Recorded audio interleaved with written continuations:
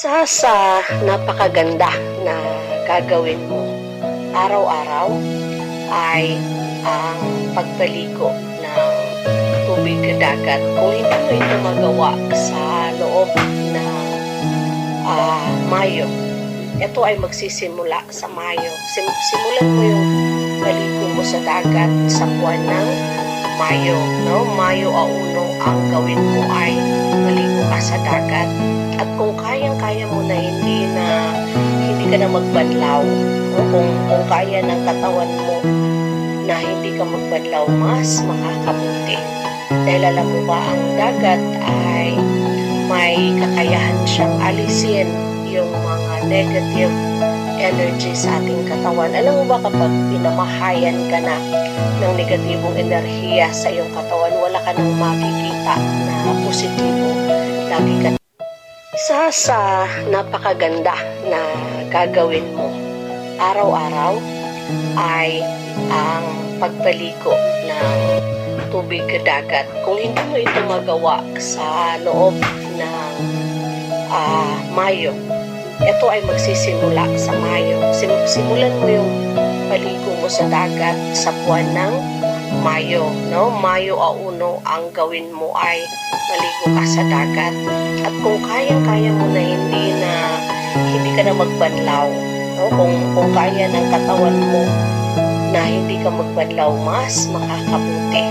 Dahil alam mo ba, ang dagat ay may kakayahan siyang alisin yung mga negative energy sa ating katawan. Alam mo ba, kapag pinamahayan ka na ng negatibong enerhiya sa iyong katawan, wala ka nang makikita na positibo. Lagi ka na lang galit, lagi ka na lang inis, lagi ka na lang mapanghinala, at higit sa lahat, kapos ka palagi sa buhay. Isa sa mga indikasyon ay kapag mayroon ka pupuntahan ang bigat ng katawan mo, parang ayaw mo gumalaw, parang gusto mo na lang ang humilata. Kapag ganyan ang nararamdaman mo, ipaligo mo kaagad sa tubig dagat. No, kapag nagtanong kayo, ma'am, pwede ba kung malayo kami sa dagat, gagawa na lang kami ng tubig na maalat, lagyan ng asin? Hindi siya pwede.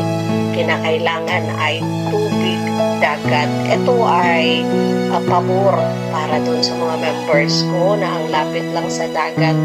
Dahil sa Mayo ay merong shifting yung kalangitan. Naka-align sa bawat zodiac ng tao yung swerte, kasaganaan sa buhay. At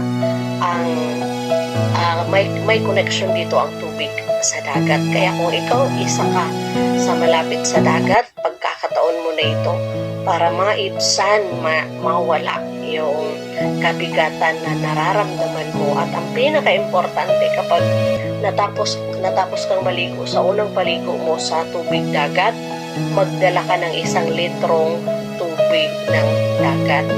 Ito ay ilagay mo sa kahit na anong plastic na kayang